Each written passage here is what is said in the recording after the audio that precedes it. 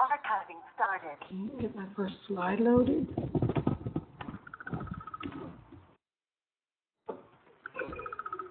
I'm going to have to stay in front of the camera, so it takes me. Because if I run around, then I'll be please. Okay, first slide. Okay.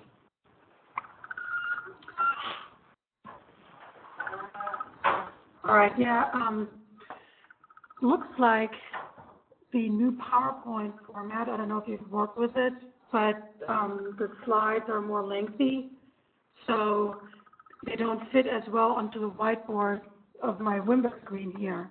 So it looks like it's, we have a little bit of extra white space at the bottom. And also, please excuse my slides, they're a little bit busy. I was supposed to, if I had more time, I was going to spread them out a little bit and, make more out of them. So instead of having everything on one slide, distributed over several slides, but, it was a rush job towards the end, so I just didn't get there. Of course, this is a little bit out of focus. Does anyone recognize the scenery in the background?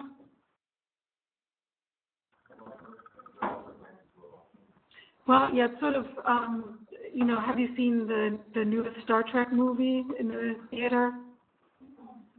Well, they have this opening scene on the planet Nibiru, and I Googled some images and then stole this kind of close-up. And I think that is probably the volcano, that they try to prevent from erupting.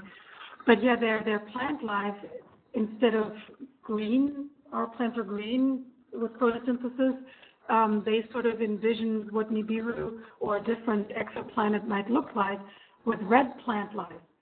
So that's kind of interesting. So I figured it might be kind of a nice setting to use for the talk.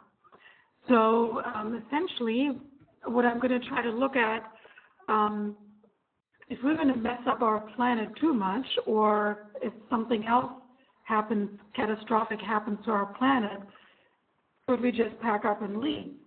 And then where would we go? So we're going to look at a couple of aspects of this. How long will we last on planet Earth?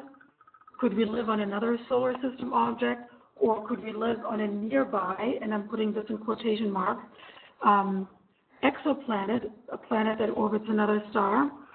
And of course, the big question is, could we get there, or how do we get there? And then once we get there, can we make it livable? And then in the end, how realistic is this idea of humans colonizing our solar system and colonizing other star systems? Because we see a lot of sci-fi movies about this. Well, first of all, what kind of things have you heard, that catastrophic things that could happen to Earth that could wipe out humanity? Yeah, nuclear war, so that would be sort of human-induced. Asteroids. There have been a couple of movies about that. Armageddon, Deep Impact. Does anyone dare say global warming, global warming, and the ill effect? Well, I've just picked out a couple of these things, and yeah, and an asteroid impact is definitely among the top things on the list. But even if we don't wipe ourselves out with a nuclear war, global nuclear war, or catastrophic consequences of global warming in a couple of 100 years, even if we get ourselves under control and live comfortably for another billion years or so, what is going to happen eventually, and I mean this is just a fact of life that will happen, is as the sun ages, very slowly it is going to emit more and more and more energy. Over our human lifetime, the increase is negligible. Even over a couple of 100 years, that increase is negligible. But if we get into the range of thousands, 10,000, 100,000, and a couple of billion years, the sun is slowly going through its hydrogen fuel and fuses hydrogen into helium. But of course, it means it's slowly losing mass.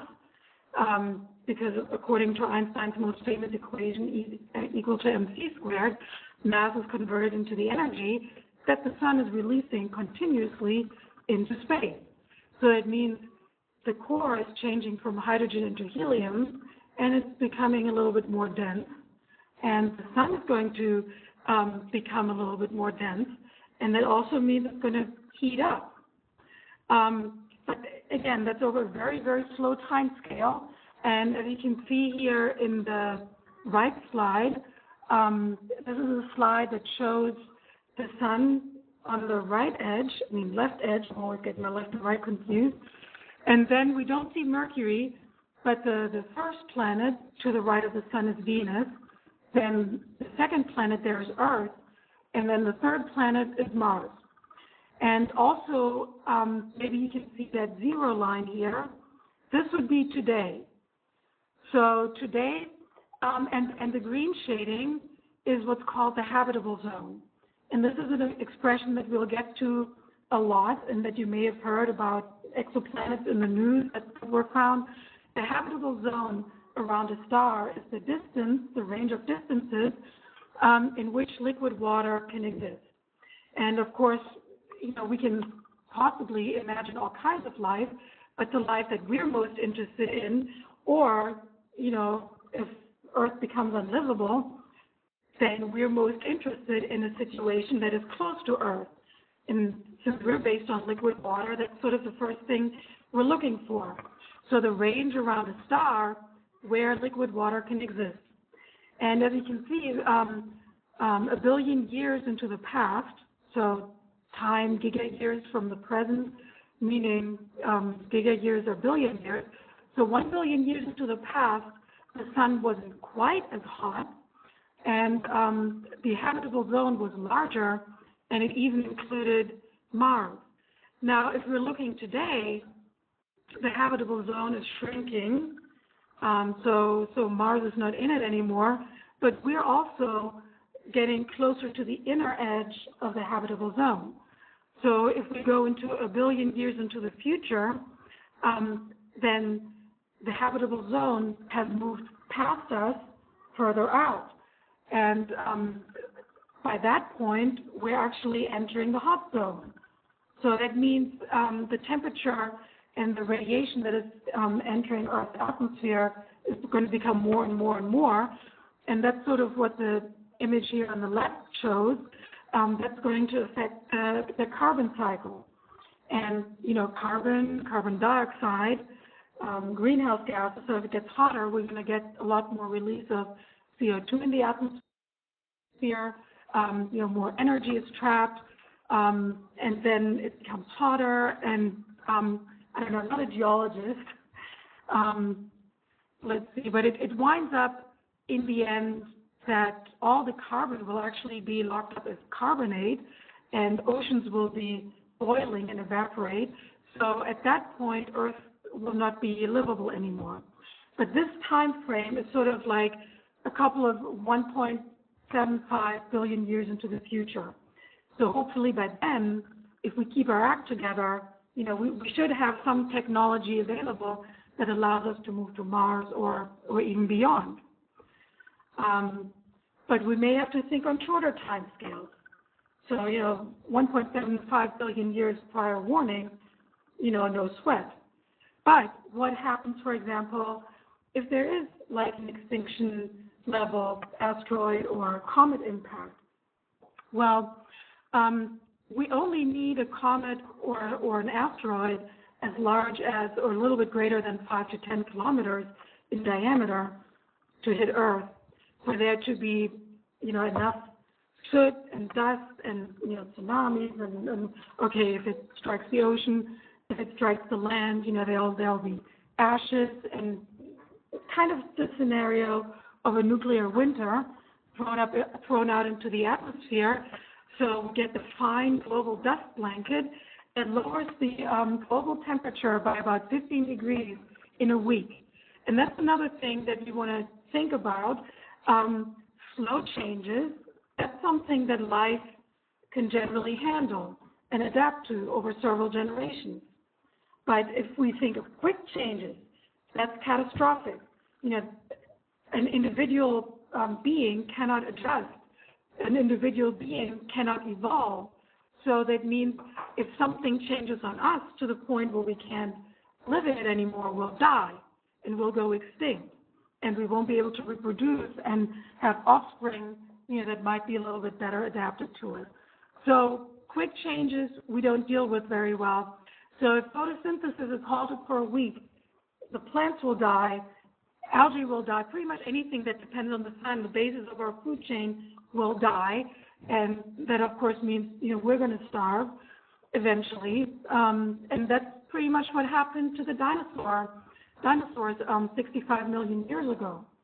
Now, other beings survived, and we're actually the descendants of these other beings, that gave mammals their big breaks, because dinosaurs were dominating the earth and the habitat, and, the food, whatever food Earth and shelter Earth could provide. Now, with them out of the picture, our little mammal tree-climbing ferret type thingy now had a wide open playing field and could move into all those niches. Now, asteroids are not, they're more predictable because their orbits are more circular, they orbit in the inner solar system, and there's a near-Earth object institution out there with NASA. They pretty much have an eye on all the known asteroids. They even keep their eye on space junk. So there's a little bit more of a threat from comets because the comets reside more in the outer solar system, and then they're generally not much bigger than asteroids. So they're kind of hard to see when they're way out in the solar system, in the Kuiper belt beyond the orbit of Neptune, and then in the Oort cloud, which is like even much, much further beyond. But every once in a while, a comet, there are some comets we know of. Halley's Comet is an exception because it only has an orbit of 76 years. But comets that come from the Oort cloud or the Kuiper belt, those that have previously orbited the sun, we know of. But there are some, if, for example, a star, which is way far outside our solar system, sort of passes, by our solar system, it might actually destabilize a cometary orbit and then knocks it on an orbit where it might come very, very close to the sun. And those guys we may only see maybe a few years ahead before they might, come near Earth. But we're on the lookout for those. There are hundreds of thousands of people all over the Earth. That's where amateur astronomers come in. They scan the skies, and pretty much if there's like a new object, like a new little faint object that seems to be moving around that's not on any chart, people will call in and say, hey, what's this? And this maybe a comet or something, or a supernova or whatever. So they'll call, and then astronomical telescopes will double check on this. Here's the power.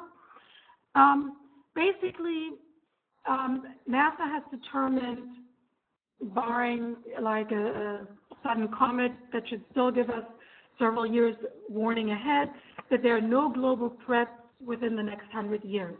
And there are actually people working on scenarios. What if there is a comet coming? With about 100 years lead time, we will have a plan in place. There are plans to, if we know well in advance, we could put like mount an engine or, blast some sort of, I don't want to go out on a limb here, but the longer ahead we know of something potentially impacting the Earth, we can nudge it with less energy, just a little bit, and it will surely miss the Earth. So that's sort of the idea.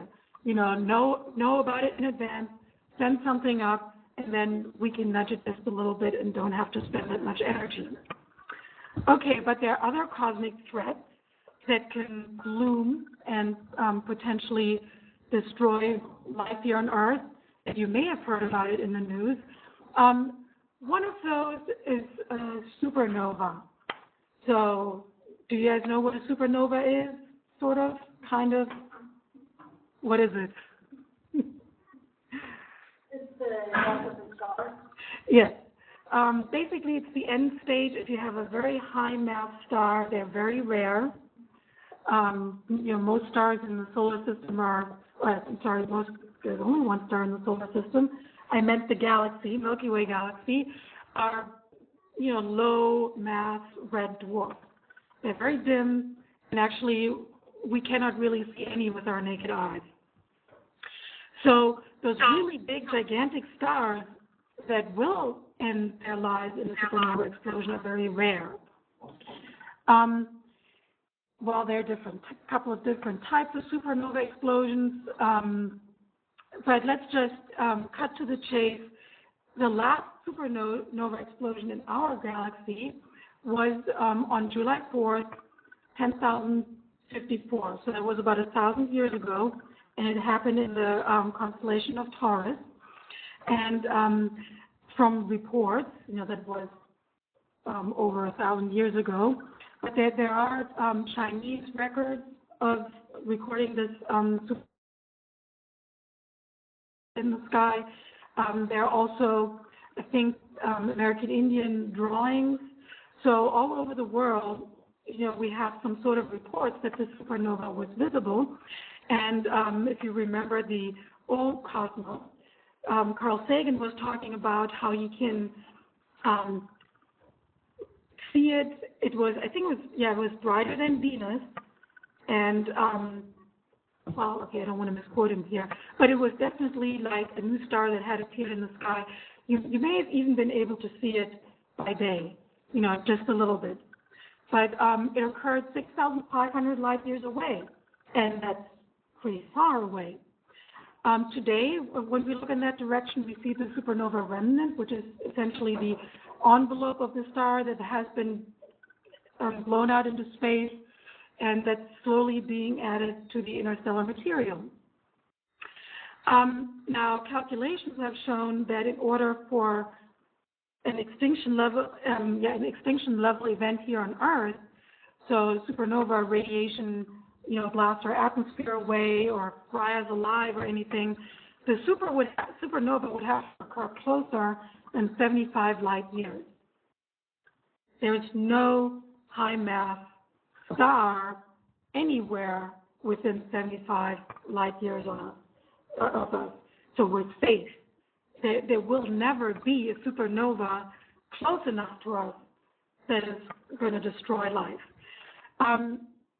Even if, maybe I go on to the next slide. I don't know if I put this in the notes, but there are stars, within maybe 1,000 light years of us. If they do go supernova, we're going to get a great show. So, I'm certainly looking forward to that. But our atmosphere should protect us from, any kind of harmful radiation. It's going to spread out and dilute the further it spreads out. So it's not going to be nearly enough to cause any damage to life on Earth. Well, what's even rarer are even more massive stars. And I don't know if you heard about these types of things, but they're called gamma ray bursts. So people say, okay, well, supernova explosions are energetic, but there are even more energetic things. What about these gamma ray bursts? And this is essentially a level up from the supernova explosion, so a very high mass star that will wind up as a black hole. So there's so much mass that the gravitational collapse, when the core has run out of fuel, does not stop at the density of neutrons, but it will collapse and squeeze matter basically out of its existence in this universe. So it squeezes matter and space and time into what's called a singularity, into an infinitesimally small entity where our laws of physics that we know of in our universe break down. But this event, the explosion and the collapse, causes a gamma ray burst in the sense that it doesn't explode like a supernova in all directions of space, but it tends to funnel and condense two beams, and those are the gamma ray bursts, that are like exploding away in a very concentrated flashed like a beacon from the poles of this explosion. And this is since the energy is much higher and much more focused, so it doesn't just, spread out into all directions. That could be kind of, if one of those gamma ray bursts is pointed directly at us, that could be getting a little bit dicey. But there are a lot of ifs, and I don't know if you've heard about Phil Plait. He's also known as the bad astronomer, who's been debunking, astronomy misconceptions for years on the internet. He blogs. He used to be with the Hubble Space Telescope, so he has a PhD and lots of research in his own name. But lately, he's popularizing putting astronomy out there because, that's something, even though it happens out in space, but that's something that we need to know about. We have a lot of satellites in space, and things like the supernova explosions, or even, the sun having a coronal mass ejection, that can affect our lives. Something like gamma ray bursts, if one were to point in our direction, maybe it won't extinguish life on Earth, but it's going to cause some serious damage to all our technology in orbit, and maybe even to our technology here on Earth. So we might still be in, a deep poop for, several years. So anyway, we need to know about these things. So there is a candidate, it's called a Wolf Rayet, I don't know how to pronounce this name, star 104, which is sort of pulsing, and it has potentially enough mass to produce a gamma ray burst. But people are still not quite sure about, is it going to go supernova, or is it going to produce a gamma ray burst? And then if there is a gamma ray burst from it, it will be incredibly bright in the sky, but it's still so far away that the most danger might come from high energy gamma rays, or cosmic rays, which are subatomic particles, like atomic nuclei that are at very, very high energies. So there might be some damage with the atmosphere. The ozone might be blasted away. And again, it might cause us some serious trouble for several years to deal with, the fallout of that situation. But it shouldn't be like causing our extinction.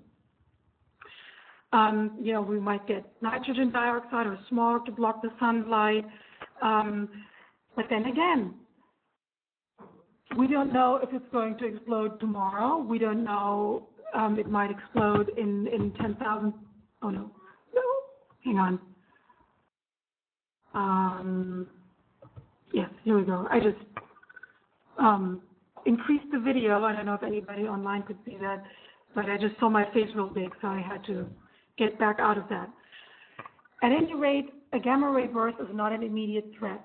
There are just too many ifs, and if you calculate the probability of that happening, as Phil Plait put it, he's not going to lose any sleep over it anytime soon. And he's an expert, so I trust his judgment. Okay, now, what about humankind? It looks like we might be the biggest threat to our own survival. And since I have images on these pages, it may take a little while to load up. Yeah, Andrea, you mentioned a global nuclear war. Well, if you look into some of these nations around the globe, there's some instability going on. I don't want to be alive for that one. But what about, even if we don't have a nuclear catastrophic war going on, if we're just thinking about how many we are, and if we think about our wasteful ways here in the United States, now we're just maybe 250 million people here in the United States, but what about the rest of the world?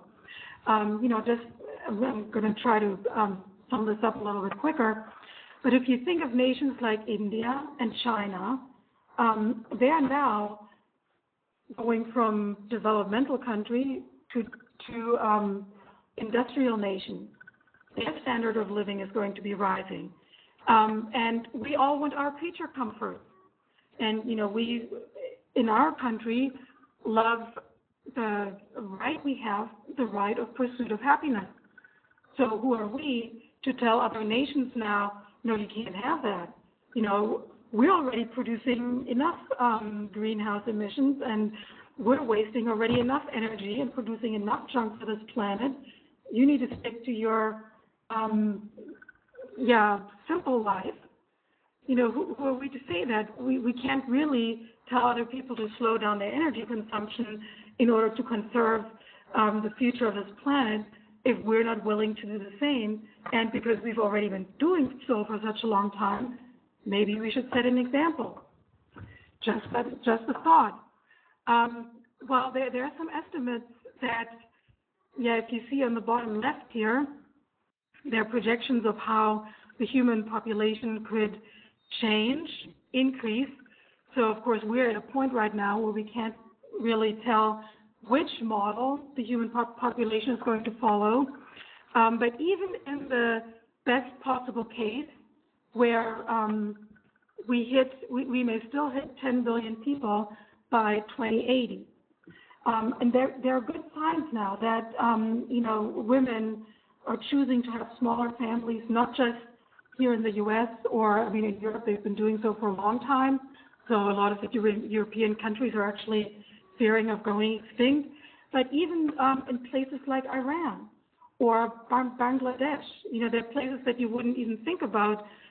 Women are choosing and are having, exerting their power to choose smaller families. So the global birth rate may slowly, reach a peak and may start to decline, but that still means with the advances in medicine and with the advances in food production, we may still, we may live longer, even if we are fewer people or the births are spaced far between, we may still have an increase in population. So, and as you can see on the right, on the global human population growth chart, no matter what measures were taken to try to control the population, what has influenced the population growth most was the Industrial Revolution and Agricultural Revolution, which provided a more secure and more ample food supply with artificial fertilizer, for example, and healthcare. Here you see another big change in the human growth rate. That was the invention or discovery of vaccines. So with better medicine and more stable and ample food supply, the sky's the limit, basically. That determines the population growth rate. How far can this go? Can the Earth sustain 10 billion people? And most certainly, Earth cannot sustain 10 billion people forever. There is no way. The rate at which we're going through our natural resources, and just thinking how much energy we need in our daily lives. And I didn't quite get to put this into the talk. I'm reading about this in this book right now. It's called Countdown by Alan Wiseman. I'm just peeling off this 50% off sticker. He's also written the book about what's the Earth after us or without us. And I guess this is his second book. I'm going to hold this up to the camera. Basically, the countdown, how can we make it work, with what we have before it gets to the point where the Earth is without us? And it's kind of interesting because it sort of thinks about what are the resources that we need, what are we using now, what is a sustainable level, because we also need to take into account, okay, fine, if we scale back our population to 1 billion, which it was at the turn of the last century, what kind of energy did they use? They didn't really have electricity, and just think of all the gadgets we use these days, cars, planes, they didn't have any of that. Do we want to go back to that time? Was it reasonable to ask people to make cuts to the point where we go to a pre-industrialized status of living. Nobody wants that. Nobody will buy into this. So in this book, I'm only halfway through, they're actually thinking about, okay, what can we ask of people?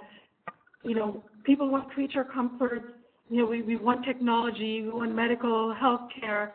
You know, we want our advances, and we want to have a good life that is worth living. So what would be the minimum energy that allows us to achieve that? And then based on that, what would be the maximum population that our planet can sustain?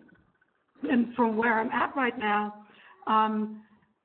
it might be around 2 billion.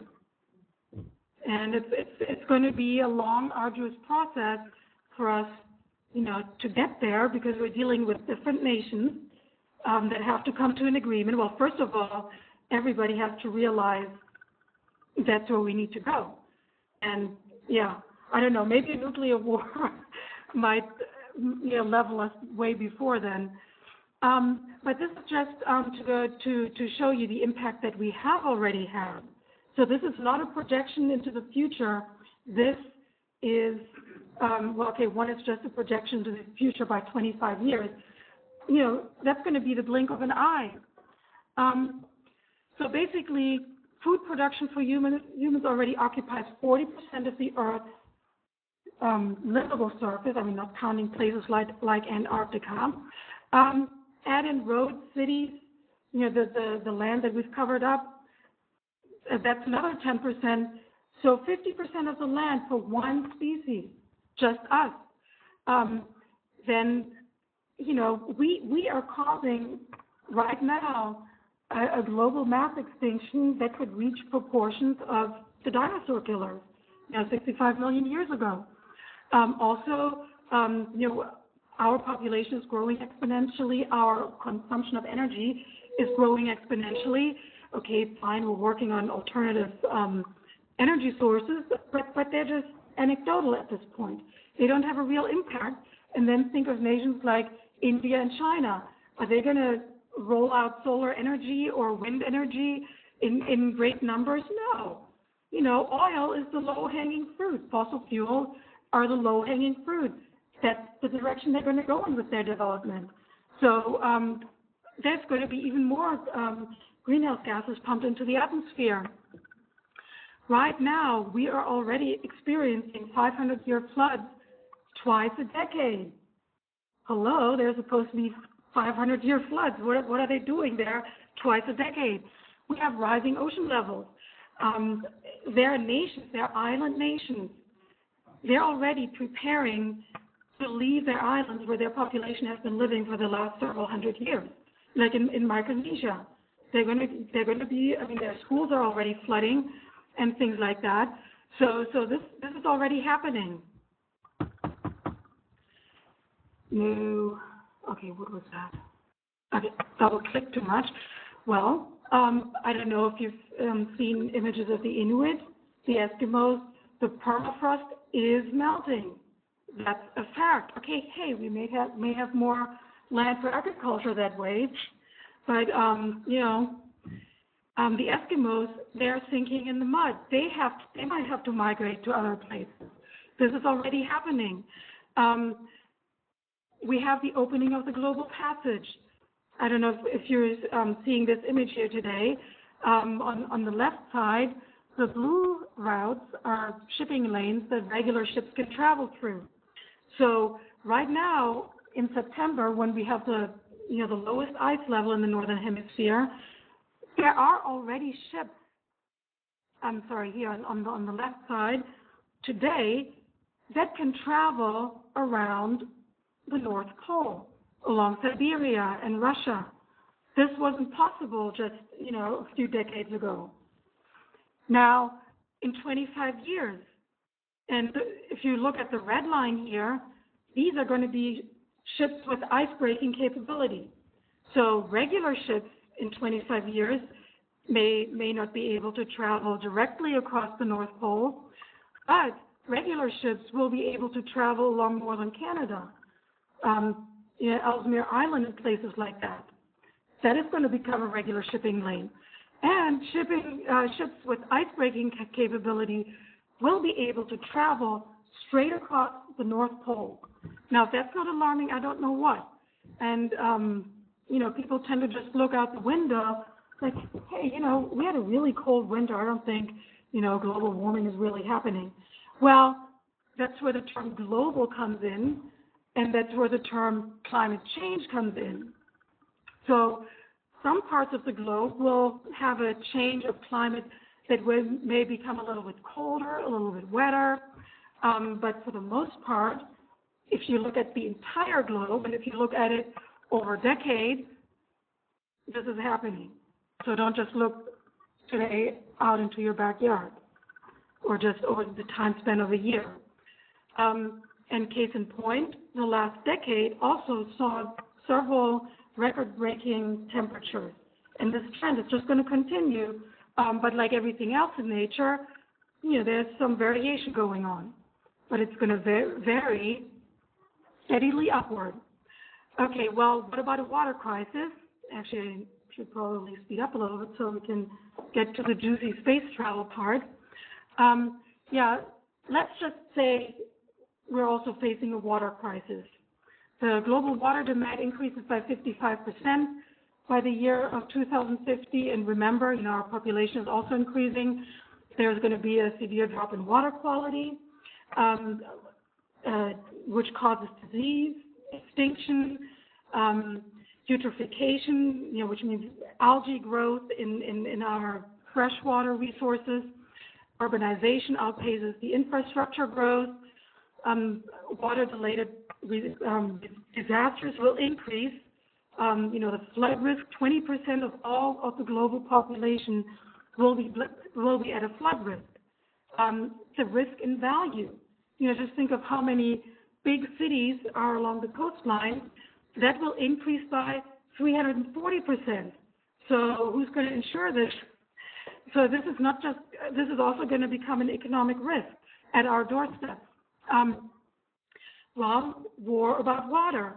Here in Georgia, we have, our little water wars with Florida and Tennessee about, the Chattahoochee and whatnot. But just think about in the developing world, nations will fight and they will go to war and there will be potentially genocide. This is the livelihood. This is serious. So, people will fight. So that's coming up in the future.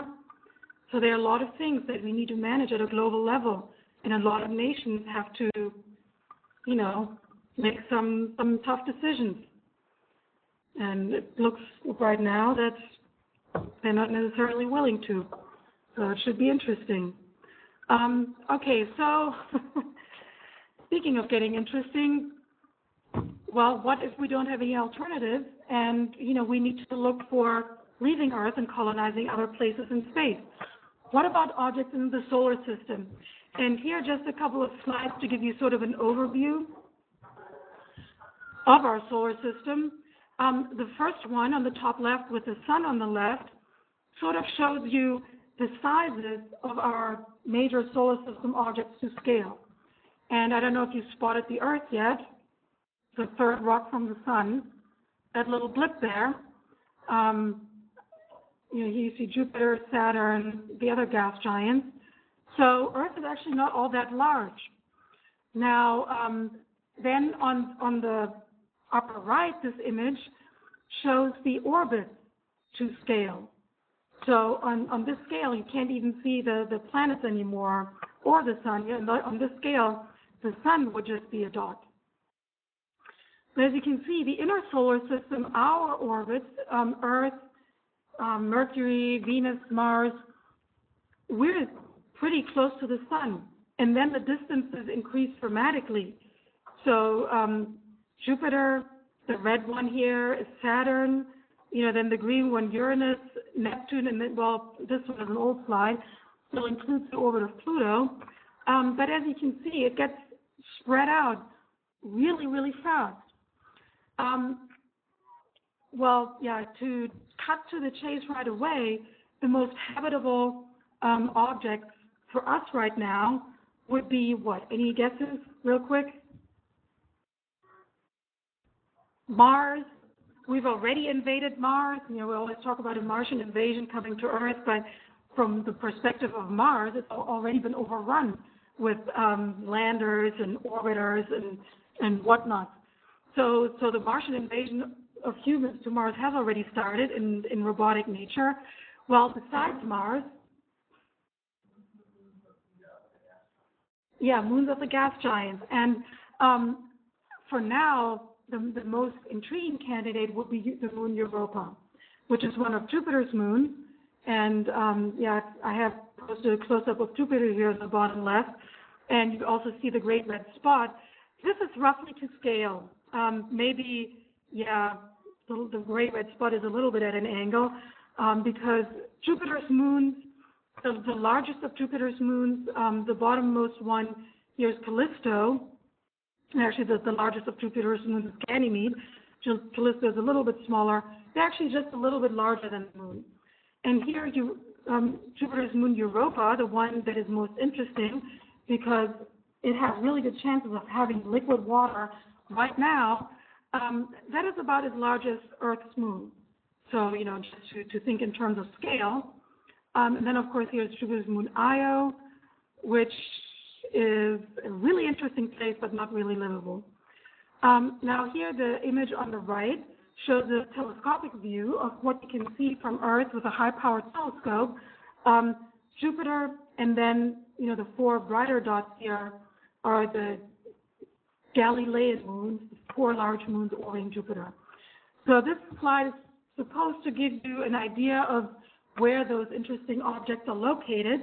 So not too far from us, but has any human being ever traveled that far? No.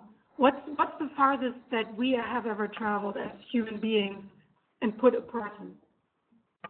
On the moon, yes. So, and that was just a few days, then spend a couple of days there and then come back a few days later. Now, what makes an object habitable for humans, and I'm just going to touch upon that, is basically the habitable zone. But we also need, over the long run, a little bit of gravity, right? Right now, that's what our bodies have adapted to. Evolution has produced us on a planet with a certain amount of gravity, and that's what our system is fine-tuned to. So if we plan on going to another object, we want at least some similar gravity to be there. Not too much, or, our blood would be pulled to our feet, and, we'd faint, and pretty much our heart would not be able to supply our brain and lungs with oxygen anymore, and, it would not be pretty. And if it's too little, we'll get to that in a few minutes when I talk about microgravity and what that does to a body. So that's not good either. And our body systems will fail either over quite a time. Now, what about, we need a time range for liquid water. We mentioned that. We also need an atmosphere that is not too thick or too thin. Well, Europa is essentially covered with thick ice, but underneath we think there's liquid water. So if we would ever immigrate to Europa, we wouldn't live on its surface. We would live in the watery environment. So in that sense, we don't really need Europa to have an atmosphere. We just need Europa to have the chemicals that would allow us to produce a breathable atmosphere in, whatever habitat we're going to build. Mars, Mars air pressure is very, very thin. Mars used to have a thicker atmosphere, but over the years, eons, billions of years, it's been stripped of its atmosphere. So now it's very, very thin, and you may have seen images of tornadoes and, dust storms on Mars that look really dramatic. But if you actually stood there without a spacesuit, holding your breath for as long as you could, you'd hardly feel it. It's a very, very thin atmosphere. Another thing that we need, stable conditions. We cannot tolerate a seasonal change where water is boiling away in the summer and water goes into a deep freeze in the winter.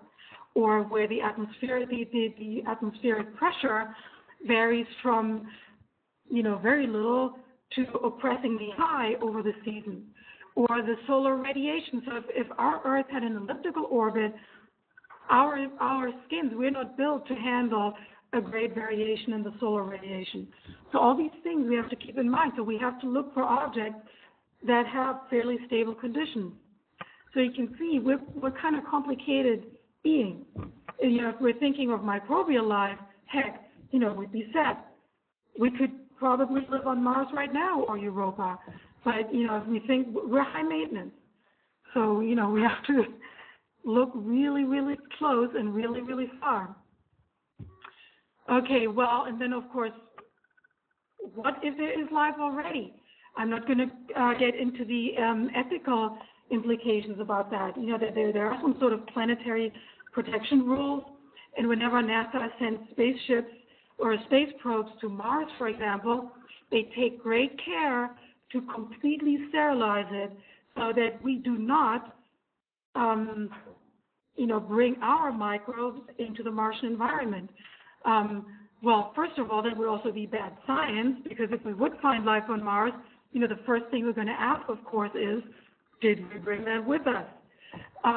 So we have to make sure of that. But so, well, we're causing species here to go extinct on Earth, but then, with the things that we send out in space, do we want to, the life that we want to maybe find on other planets, do we want to cause its extinction too? Those are all questions that we need to ask. Okay, so here we go. We have a side-by-side comparison. Before we even get to Mars or Europa, is maybe life already there?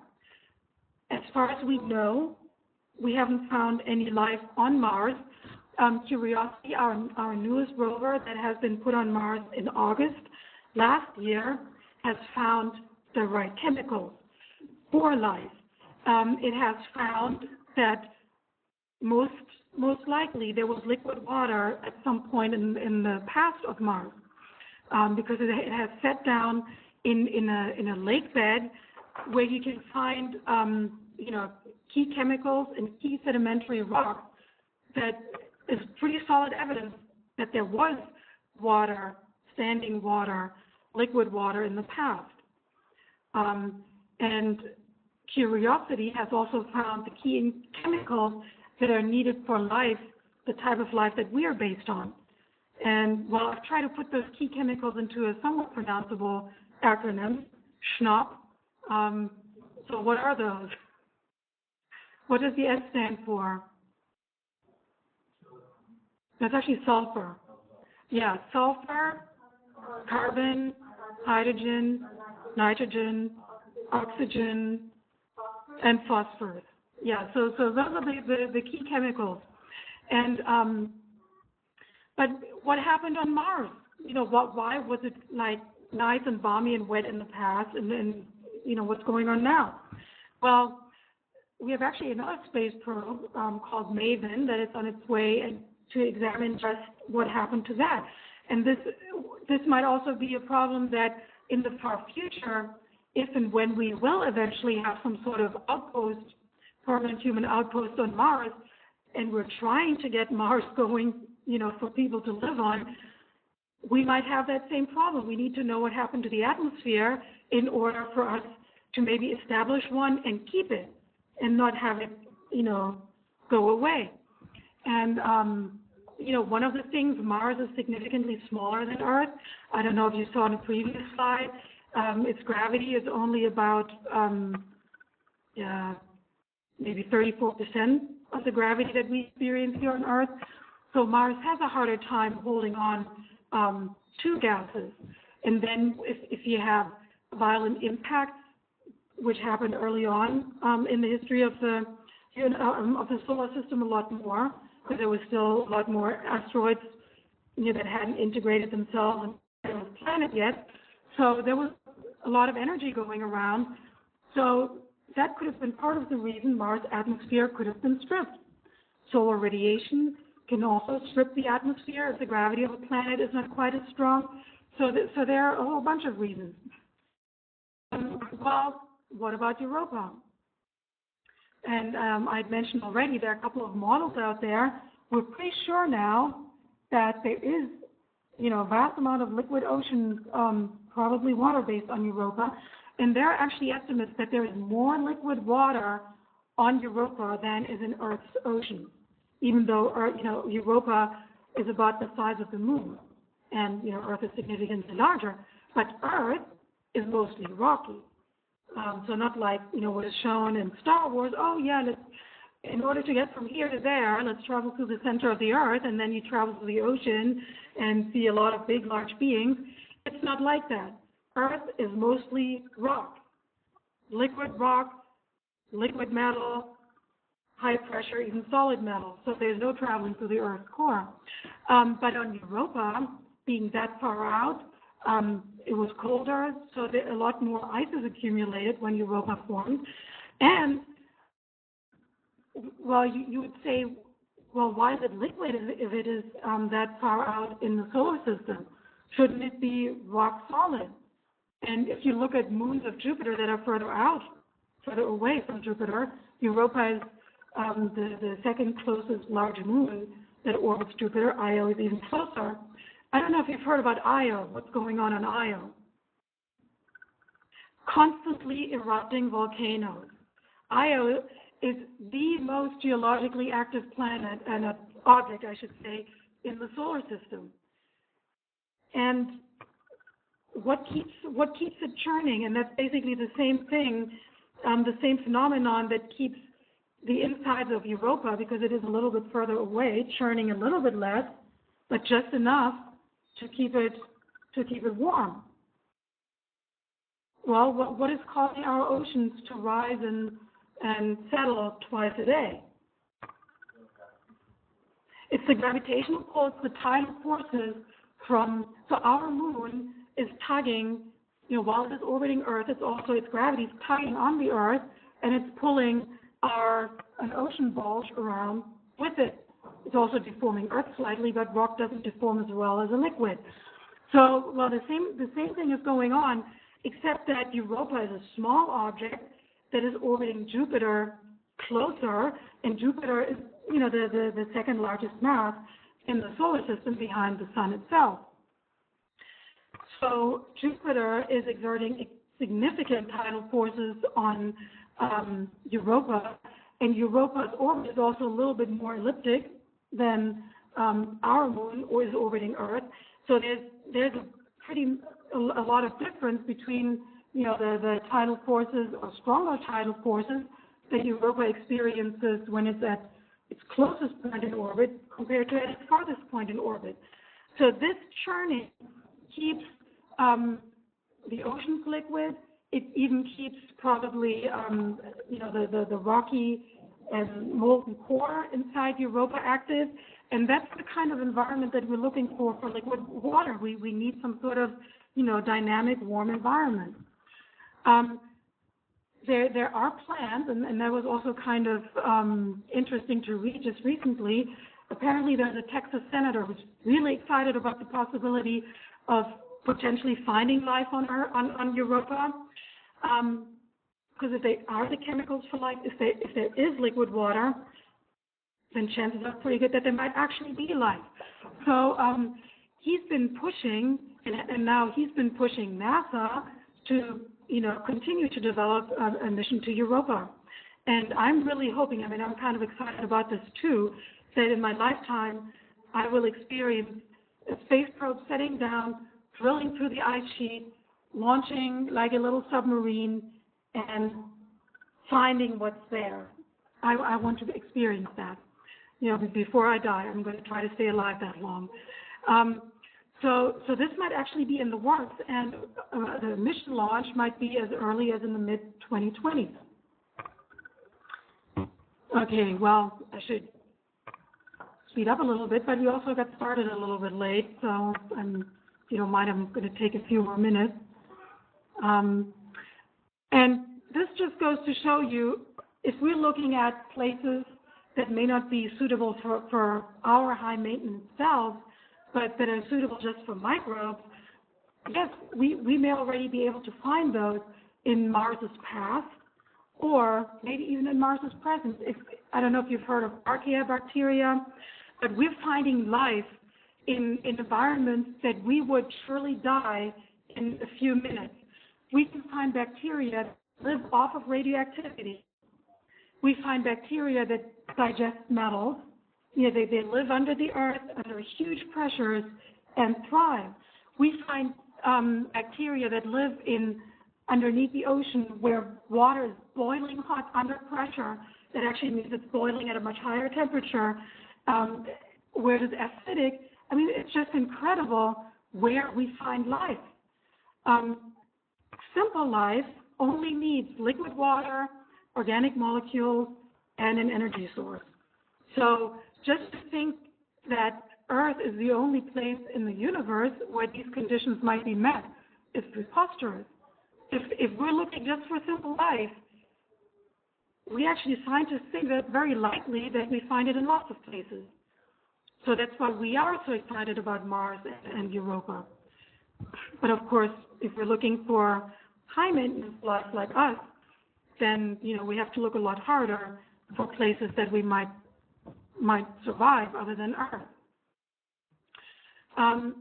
Well, besides Mars and Europa, what other places are out there? Okay, let me just quickly glance on that. I don't know, 1995 was the first time we actually discovered a planet orbiting a star other than the sun. And you could have wondered, well, I mean, we've mapped the Milky Way galaxy way before then. We've developed our model of the hot Big Bang theory, how everything started way before then. What took us so long? Why 1995? And just to give you an analogy, okay, here we have the star. Our sun contains over 95% of the mass of the entire solar system. So, I mean, we're just sort of dust on the outskirts. The sun produces all the energy, the radiation. Earth is just reflecting it. So, to spot the star, here's the analogy. Even orbiting the nearest star, if we wanted to spot a planet, that is just like observing a moth near a spotlight in San Diego from Boston. That's why it's taking so long. Because planets are teeny, teeny, tiny.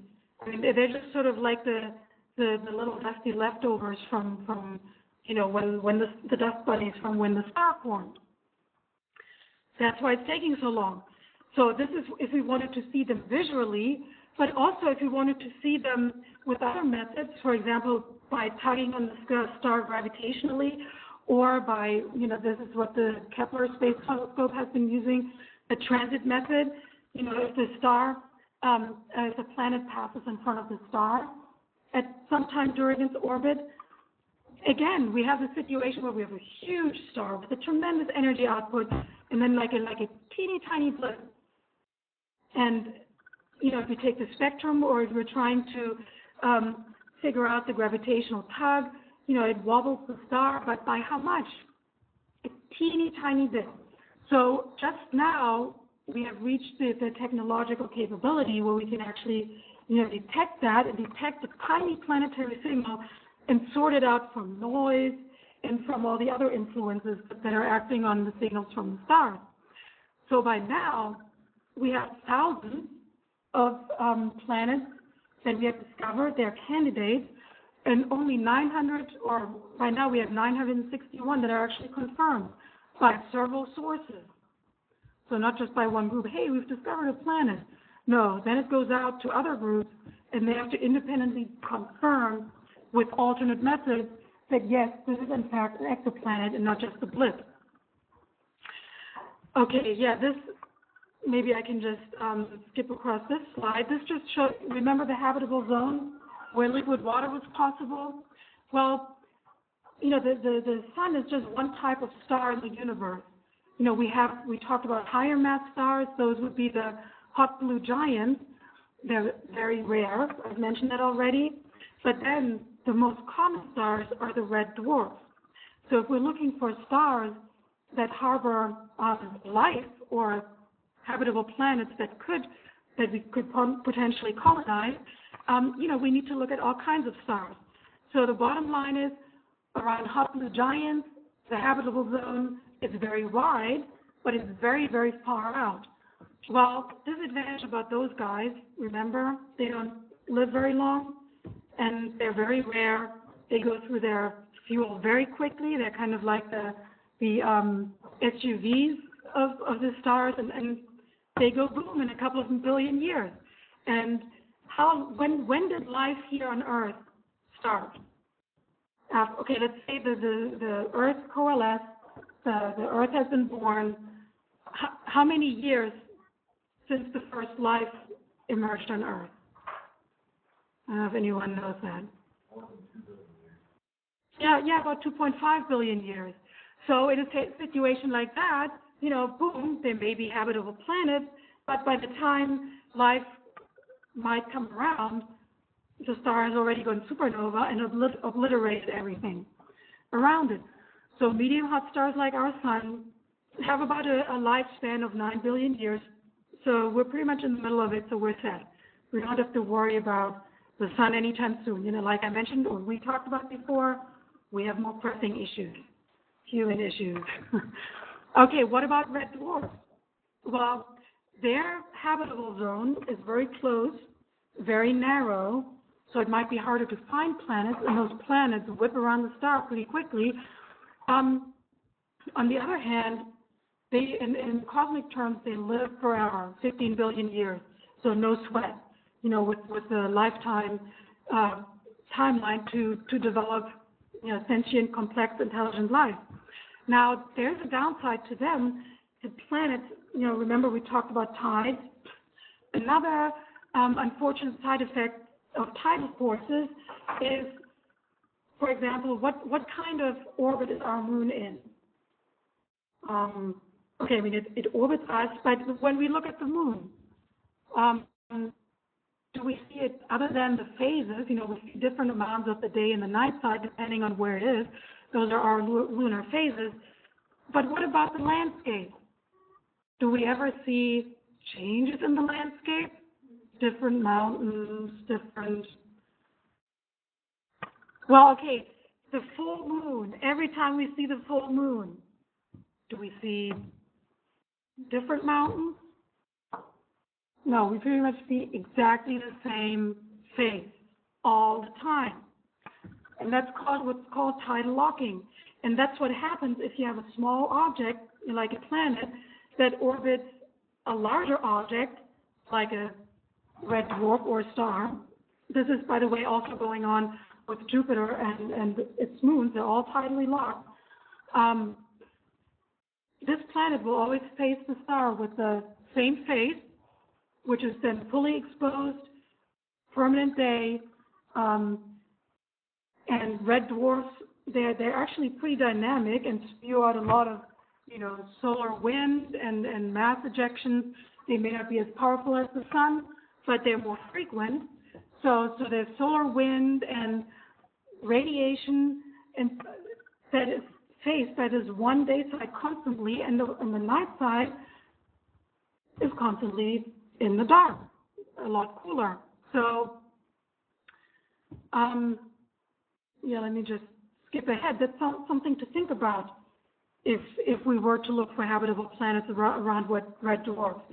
They're probably very, very common, but, the conditions may not be so suitable for us. So that's why I might skip ahead a little bit. So far, remember the figure of 961? About 10 of those might be habitable Earth-like exoplanets that orbit in the right place around their star. In fact, there's one planet that was announced but hasn't been published yet at a meeting just this March, a couple of weeks ago, and I've been trying to find the paper, but they said that the name of the location of this planet were kept secret until the paper was published, which hasn't happened yet. But this star is in a 5-planet system. It orbits a red dwarf, and it's located at the outer edge of its star's habitable zone, and it's about 1.1, just 10%. The radius is larger than the Earth. So that looks really, really good. It's probably tightly locked, but maybe we can make that work. Again, we have to wait for exactly where it is. But so far, here you see on the upper right image, we see Earth, and then there are a couple of planets here, Kepler-62f and Kepler-62e.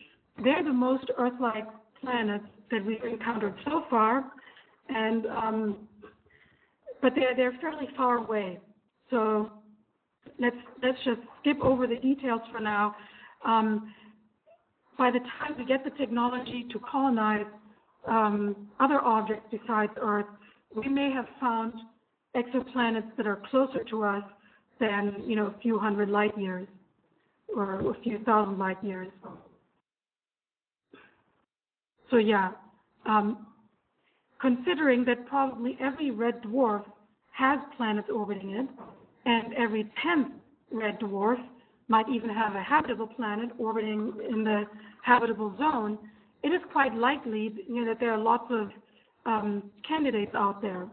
And also considering that we haven't been able to study red dwarfs so far because they're very dim, even though there are quite a number of them fairly close to our solar system, they're just so very dim that we can't see them very well, so it's hard to take data.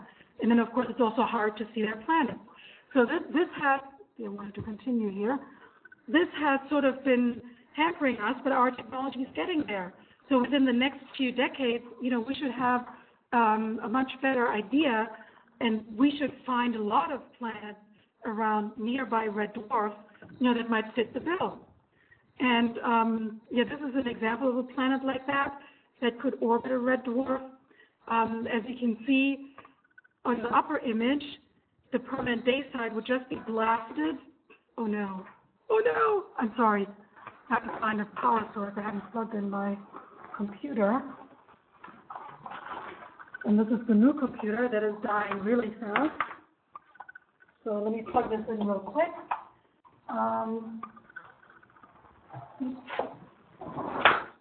Oh, I'm sorry.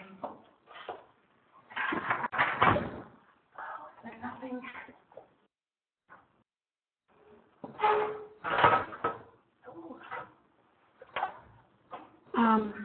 Shoot.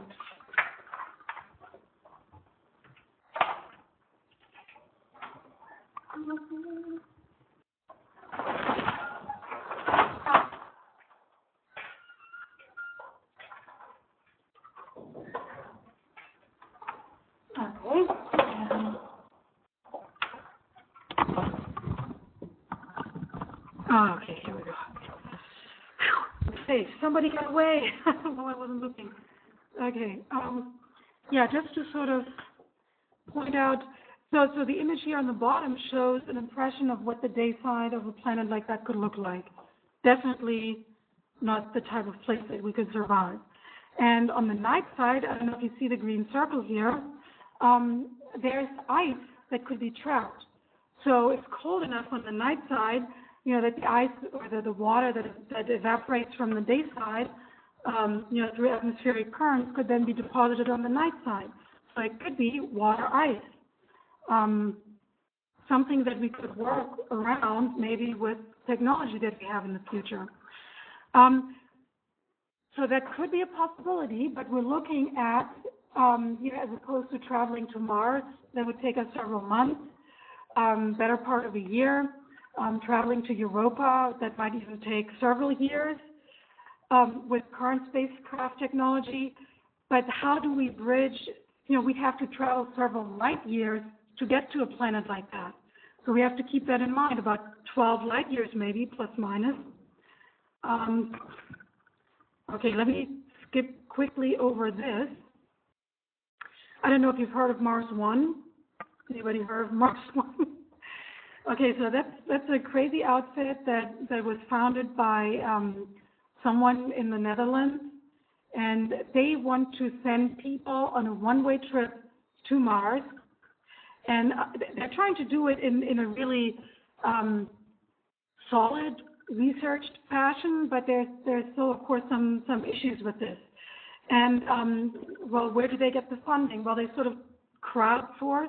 They want to send an international crew, so they go all over the world, promote this project, and try to find sponsors. And of course, it doesn't hurt that the founder of this program also has, I think they have the majority of the stock in some media corporation. So reality TV, here we come, which also calls a little bit of ethical issues into question. But anyway, so their thing is, okay, with existing technology, let's see what we can do. We'll first send robots that set up habitats and solar cells and everything. And then a few years later, we send small crews of four people each. And when they touch down, they sort of integrate themselves and their module into the existing setup and start, hydroponics, gardening, things like that. And of course, they want to train their crews for about 8 years before they attempt such a voyage. It's going to be rough, and it's going to be a one-way trip. So they have to select their crew very carefully. Well, the training will be every other year. The crew members will live in an environment very similar to what they will encounter on Mars.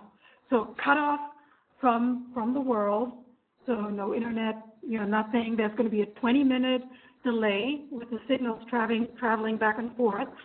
They're going to have to live off of what they produce and grow in their hydroponics, and that's not going to be steak and sushi. So, there maybe beans, or maybe they can even raise some ants for protein, something like that, but not covered in chocolate. So, you can already see they won't be able to take many of their creature comforts with them, and then they're going to be stuck with, these other people there. And they better have a nice, stable psychological profile, nice, good health with no impending heart attacks or organ failures or brain strokes or things like that. Okay, anyway, you can already tell I'm not going to be going. I'm an Earth lover. I love Earth, and I want to make this planet work. So yeah, see, that's Mars 1.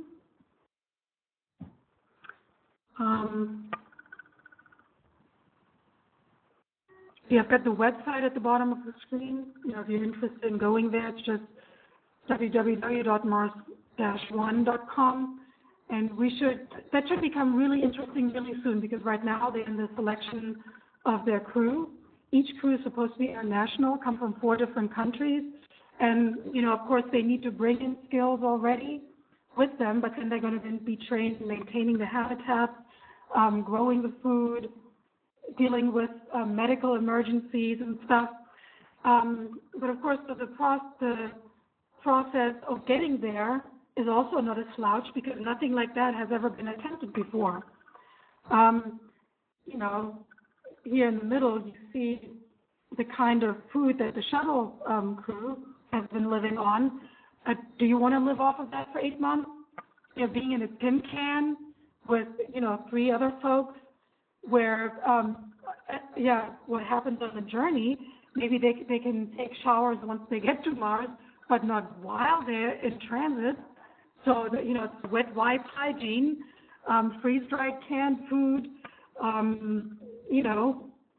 nice and cozy. So you really get to like these people. And then the problem is, it's not like, okay, well, once I get back to Earth, I can go my jolly own way. No, you're going to be stuck with these people for the rest of your life. And, you're going to have to rely on these people to survive. And you don't even know what shape you will be physically and mentally once you touch down on Mars after an 8-month journey in weightlessness. So they're like a whole host of problems.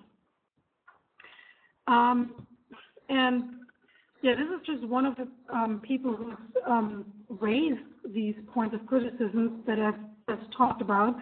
And it's actually a German space shuttle astronaut who is now a physics professor at the Technical University in Munich.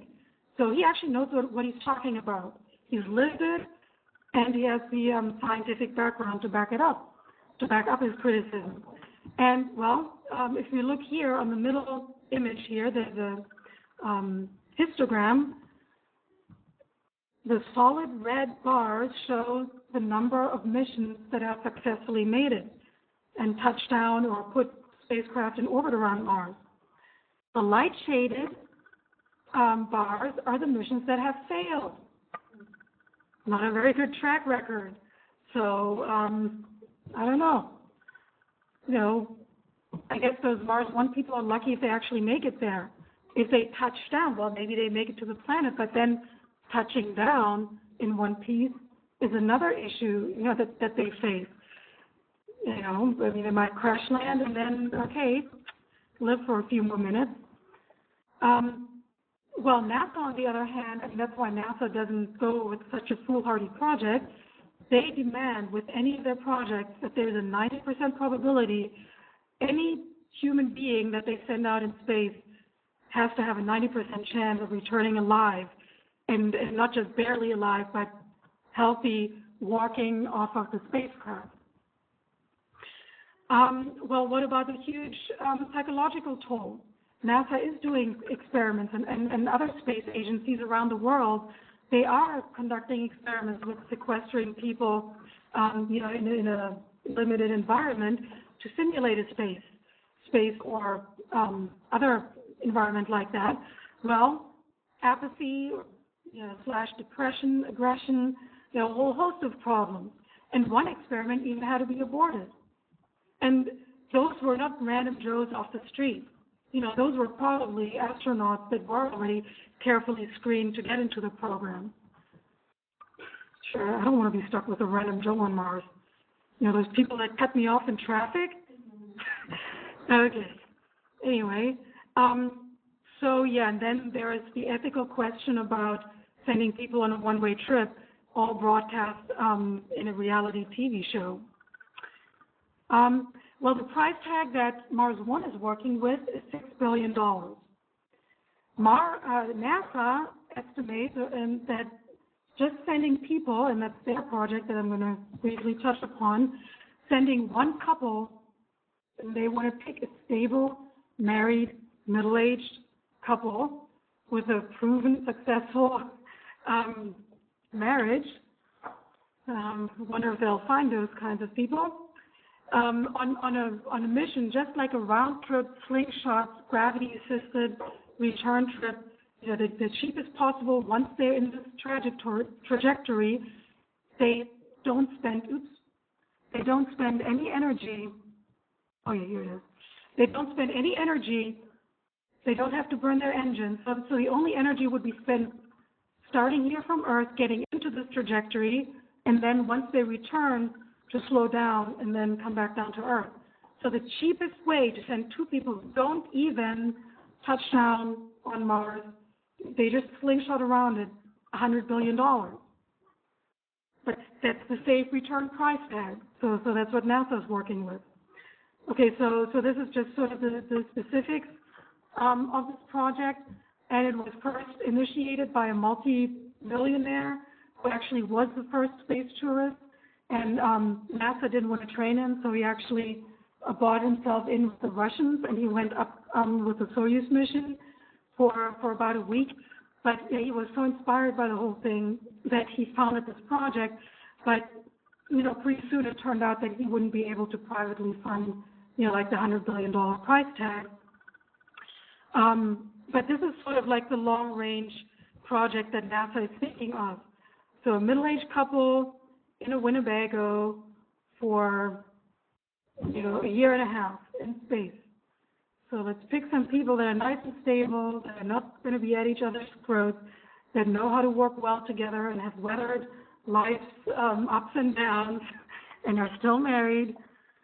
Yes, good luck. It's going to be hard to find those people. But yeah, moving on. Almost wrapped up. And I just want to finish this so that I have my talk on, you know, canned. So if you need to leave, feel free to leave. Okay, yeah, I just looked at a Harvard website, what happens to our body in space. And this is also what Mars One people will have to encounter, the married couple has to encounter, because we don't have artificial gravity yet. So our heart is used to pumping blood against gravity. Well, with the lack thereof, there's going to be higher pressure in the head. People who've been living on the space station have been complaining upon return that, the eyes are still sort of affected. There's a higher pressure in the head, a higher pressure in the brain. Their nose, they were a constantly stuffy nose. Then they had a lower blood volume, which means that the heart doesn't have to pump as much, so their heart muscles have weakened. It's not so much of a problem while you're still there in space, but what happens when you return? People initially, they fainted. They experienced heart palpitations. So not very pleasant when you all of a sudden are back in a higher gravity environment. And that's what these Mars One people are facing. After 8 months in space, at the very least, they come back into a higher gravity environment. What about muscles and their skeleton? Muscle and our bone density is used to resist gravity.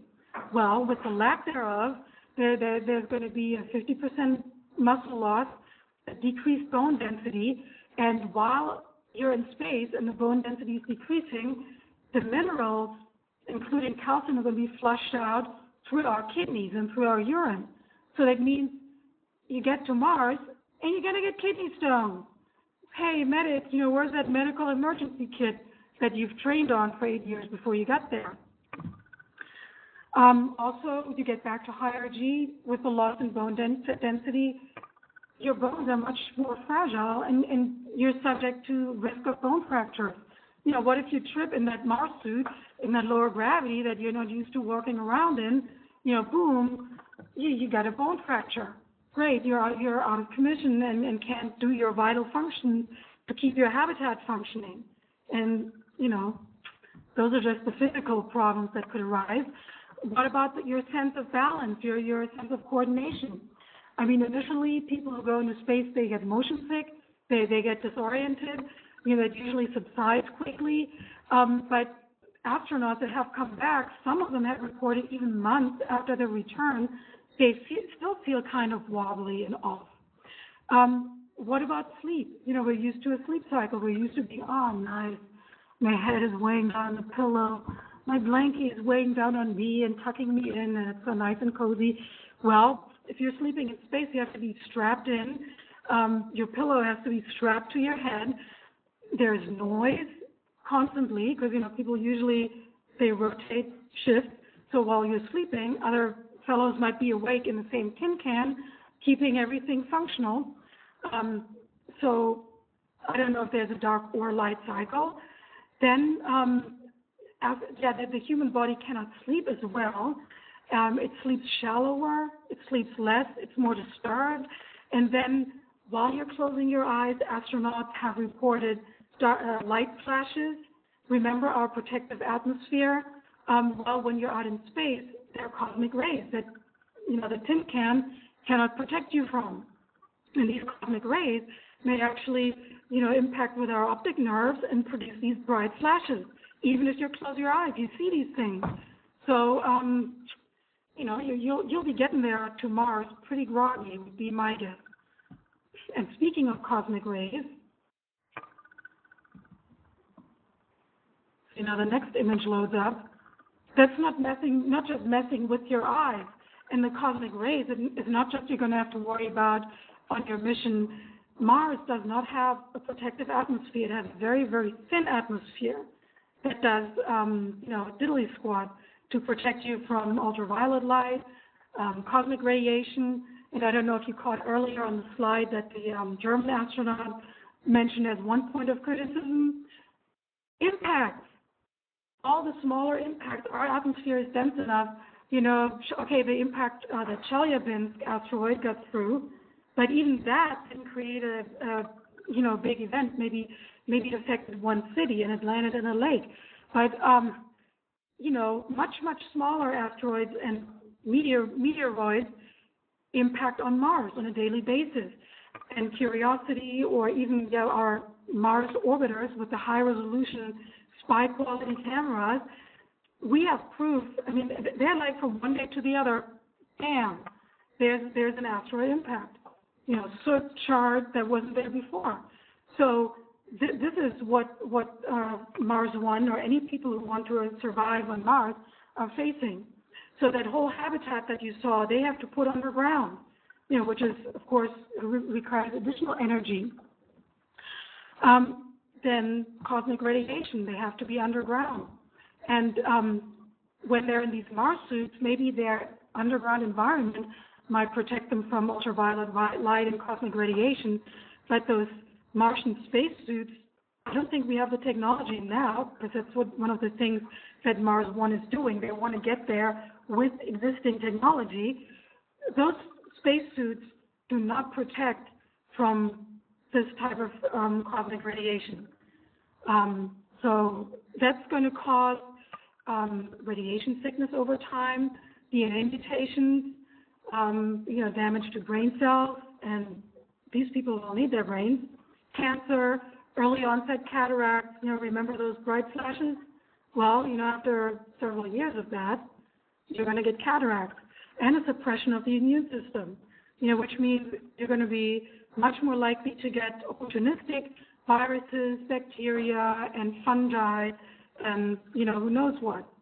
So it's not going to be pretty to live live on Mars once you get there. Let's see. So people exposed to cosmic radiation on a one-way trip to Mars, that would just be the 8 months of getting there, would be about 300 millisieverts, and that's like a radiation unit. That's also used, for exposure to radiation at nuclear power plants. They get like a little tag that responds to the radiation. And once that tag is full, all right, you're out of here. Go work somewhere else now, not at this power plant. So NASA's lifetime limit on their astronauts is 1,000. So in other words, the couple, the middle-aged couple that they are going to send into their slingshot, they're probably going to get about 600. Well, I don't know. It's not the fastest trajectory. So, but they might push that limit. And I'm sure NASA is taking that into account, that they don't want to expose people any longer than absolutely necessary. Just imagine you're one of those Mars people, Mars One people who are now on the surface of Mars. And probably on the space flight, and then within maybe the first year of you living there, you're at that NASA lifetime limit. That's a safe limit. But several years later, you'll be like, orders of magnitude beyond that. So, as far as NASA is concerned, our medical technology is not at the point yet where they can guarantee the safety of people going to and living on Mars. In fact, that will require new disciplines that still have to be formed. So realistically, safely, we're probably still, at least 100, if not more, years away from, colonizing, putting a permanent outpost of humanity on the planet of Mars. Now, what about interplanetary space travel? Okay, we need better shielding, that's for sure. That might be on the horizon fairly soon, that we could come up with materials that could actually block cosmic rays. What about artificial gravity? If we go much longer than several months, our bodies are getting into serious trouble. Well, how many of you have seen Space Odyssey 2001 and 2010? What do they do for artificial gravity? Yeah, they spin, so they rotate. So they have a really large centrifuge, so to speak, and while I'm not going to load up this clip now, it wouldn't load in YouTube anyway, but the shot up here is from Space Odyssey 2001, where this astronaut is trying to, remain fit by jogging around the inside of the spaceship. So, I want to cut to the chase here too. Basically, we don't have the technology right now to build a spaceship large enough that could spin slow enough to produce 1 G for astronauts to live comfortably and safely. This is on the horizon, though. This is something that we probably could build in a few decades. But I mean, the problem again is the energy expenditure. Just imagine to build a spaceship, it would have to be at least a football field large. We have to get all that stuff up into orbit, and it's expensive, and it costs a lot of energy to put things into orbit. And I mean, as a kid, I never realized that. I watched the Saturn V rocket take off. I watched shuttles take off, and as a kid, I thought, oh yeah, wow, they have so much space. That's like a huge rocket. I wonder that must be their living room, and that must be their kitchen, and yeah. Well, the astronauts were in a tiny little capsule, like not larger than like a VW Beetle, up at the very top of the Saturn V rocket, and the rocket itself was just energy, was just a giant engine to get them fast enough so that they could, escape Earth's gravity to the point where they could get to the moon. That's just the fuel. That's just the engine. That's expensive. So, yeah, I mean, to build a space station like that would require several trips, and that would just be like a lower orbit. So if we wanted to get all that mass to reach escape velocity and go out to further edges of the solar system, yeah, lots of energy, lots of money, lots of materials, so that's prohibitive. I mean, that's like way beyond the $100 billion of putting two people on a free return trajectory orbit in a Winnebago and have them come back to Earth. Another design, if you don't want to build a huge, massive ring, which takes a lot of material to build, if you wanted to achieve the same thing with a smaller spaceship, you could tether something together where you have, like two smaller objects that are tethered together and that are sort of, rotating at a very far distance from the tether point, and you would get the same effect in the spaceship of, being at Earth gravity. But yes, it's, remind that real quick. Those are the kinds of problems that we're facing. And I haven't even talked about, the mental problems that astronauts have to deal with. And, this was just going to Mars. What if we wanted to go to a nearby star, like a habitable exoplanet orbiting a nearby red dwarf? We're looking at 12 light years, give or take. Well, heck, what if we even wanted to go to the nearest star?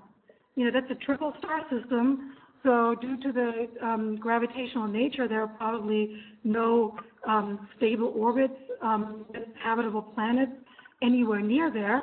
We have discovered that there are planets orbiting one or the other stars in the Alpha Centauri system. But let's say just getting to the nearest star in Alpha Centauri, 4.22 light years, Proxima Centauri, that's what the star is called. Well, it takes light to get there, from there to here at 4.22 years, and light travels as fast as anything can go as far as the proven laws of nature, general relativity and Einstein have predicted, 300,000 meters per second. That's the speed limit of the cosmos. Well, the fastest realistic design that we could come up with would be gravitationally assisted. That's the free return trajectory that we've been using already for Apollo astronauts, to safely return to Earth, Apollo 13. That mission used the free return trajectory because they had virtually no energy left, and they needed all the remaining energy to just power up their module and, survive the reentry. That's, the Winnebago scenario that we want to launch our married couple on, the free return trajectory, gravitationally assisted, because that requires the least amount of energy from us that we can send with whoever goes onto that trajectory. Well, estimated travel time, 19,000 years. Okay, now imagine, the problems we have supporting our astronauts in space. Mars 1, just for the trip to Mars, which is 8 months. 19,000 years. And that's to the nearest star. There's nothing in between. Nothing. They cannot just stop by on some nilly-willy planet and mine, their raw materials that they need to fix whatever is broken on the way. Just imagine what happens to your house. Think of what your house happens to your house, to your car, the maintenance that it requires. They're going to be stuck there for 19,000 years with no way to get supplies, nothing. Okay, and of course, they're moving away from the sun, okay? Less and less energy that they can get from the sun for potential solar panels to power potential light source, growing their food. Just imagine how much oxygen they'll need. What is going to happen to their waste? I mean, these are just unimaginable questions. Earth is providing all these things for us, and we're not taking very good care of that either. So, okay, so much for realism. Well, there is one technology design that is sort of hasn't been pursued in a while because it's been banned, and that is the nuclear pulse propulsion. It was sort of conceived of after the Second World War, right after the atomic bomb was built, and it's basically powering your spaceship with an atomic bomb. You just set off an atomic bomb occasionally, or every once in a while, or very often, depending on how quickly you want to accelerate, and that gives you this burst.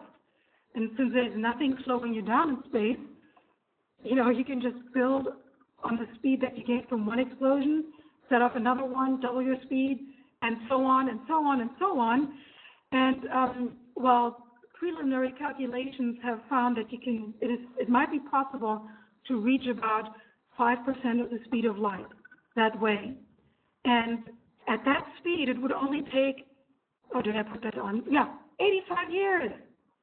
85 years to get there, okay? So we don't have to worry about several generations of human beings and all their consumption. We might have to worry only about 2 generations because, the generation that launches is not going to be the generation that is going to get there and, touch down. It's going to be their kids, their grandkids. Okay, now think about, all the issues that we face over our lifetimes to keep a human alive, healthy, reproducing, fit. Okay, I think you know where I'm going. This propulsion, this is based on basically setting off atomic bombs, was banned in the Partial Test Ban Treaty in 1963. So it's kind of a technology that, since it also has a byproduct of generating nuclear weapons, very powerful nuclear weapons that are very well controlled, which of course is something that humans like to do. Yeah, this type of technology in the research has been banned. So I don't think, I don't know where that's at right now. Since I was struggling to get this talk ready at the very last moment, I don't have any resources or references, but I'm going to add a slide to the PowerPoint presentation that I'm going to be putting on the website. I'm going to be putting all the sources that I came across in the process of researching all this. Okay. Finally, any questions?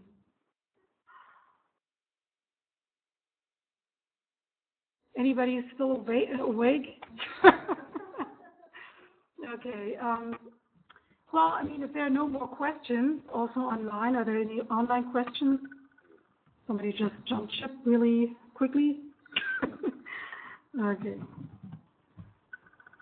Well, you're welcome, Louise. Thanks for attending. And thanks for staying awake. All right, well, let me wrap up the recording. And I'm going to be putting that